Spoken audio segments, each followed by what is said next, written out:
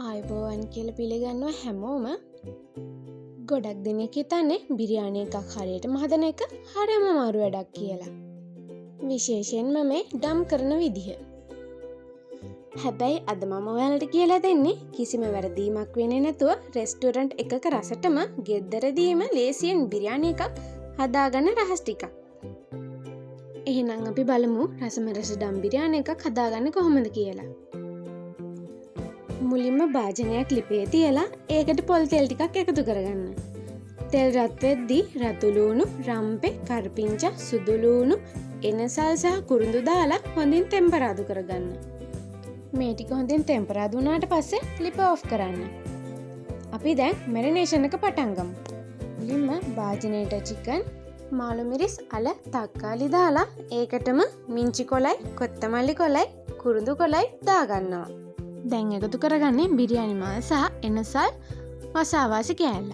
ඊට පස්සේ අඹරාගත් සුදු ලූණු, ඉඟුරු, අමු මිරිස් එකතු කරගන්නවා.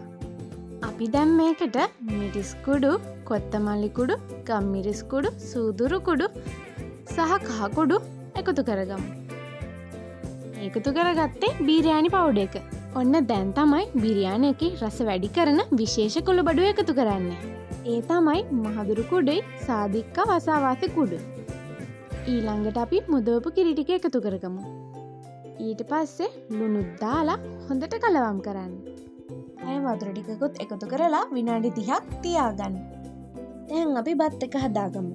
භාජනයක් ලිපේ තියලා ඒකට වතුර ටිකක් වැඩිපුර එකතු කරගන්න. ඒකට බිරියානි මල්, එනසල්, සූදුරු ටිකක් සහ කොත්තමල්ලි කොළ, මිංචි කොළ එකතු කරලා මුහුදු වතුර රස ගන්නටම ලුණු එකතු කරගන්න.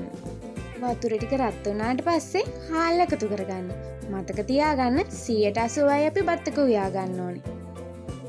80%ක් උයාගත්ත බත් ටික අපි දැන් චිකන් ටික මෙරිනේට් වෙන්න තියාගත්ත භාජනයට දාගමු. බත් ටික දාගත්තට පස්සේ හැන්දකින් මේ වගේ චුට්ටක් ඈඩ් කරලා බලන්න වතුර කොච්චරක් තියෙනවද කියලා. ඔන්න දැන් තමයි මගේ ඊළඟ රහස කරන්න හදන්නේ. භාජනයක් ලිපේ තියලා ඒකට මාජරින් එහෙම නැත්නම් ගිතෙල් ටිකක් දාලා ඒකට රටඉඳි, මුදරස්පලං, කජු, කරපිංචා ටිකක් දාලා හොඳට ටෙම්පරාදු කරගන්න. අපි දැන් ඒ ටික බත් එකට එකතු කරගමු. ඒ වගේම වැදගත් ලූණු ටිකකුත් එකතු කරගමු. මේ දාන්නේ කෘත්‍රිම බිරියානි රසකාරකය. අපි දැන් මේ භාජනය කොයිල් පේපර් එකකින් වහගමු. කොයිල් පේපර් එකකින් වැහුවට පස්සේ ඊට උඩින් පියනකිනුත් වහගෙන හොඳට සීල් කරගමු. හොඳට සීල් වුණාට පස්සේ පාතින් පෙන්වන ටයිම් එකට ඔයාගේ ගෑස් එකේ ගින්දරත් අඩු වැඩි කරලා අපේ බිරියානි එක හදාගමු. ඔන්න දැන් නම් අපේ රසම රස බිරියානි එක හැදිලා ඉවරයි. අපි දැන් මේ ටික කලවම් කරගමු. කලවම් කරද්දී හරි පරිස්සමට ඇට පොඩි නොවෙන්න කලවම් කරගන්න. ඔන්න දැන් අපි බිරියානි එක හදලා ඉවරයි. අපි බිරියානි එකේ රස තව වැඩි කරගන්න හොඳ ග්‍රේවි එකකුයි, රයිත එකකුයි, මින්ච් සම්බෝලයකුත් හදාගමු. අපි දැන් මුලින්ම ග්‍රේවි එක හදාගමු. ඒකට මේ පාතින් දාලා තියෙන දේවල් ටික දාලා හොඳට බ්ලෙන්ඩ් කරගන්න.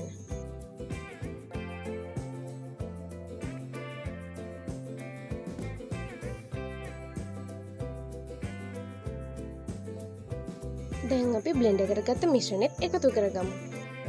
ඒකට කහ කුඩු ටිකක්, මිරිස් කුඩු ටිකක්, බිරියානි පවුඩර් ටිකක් එකතු කරගෙන හොඳට කලවම් කරගන්න. ඊට පස්සේ වතුර ටිකකුත් එකතු කරලා හොඳට හොද්ද පැහෙන්න දෙන්න.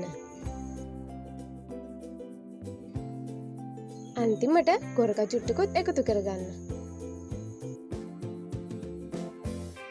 ඔන්න දැන් අපේ ග්‍රේවි එක හදලා ඉවරයි. අපි දැන් මිංචි සම්බලය හදාගමු.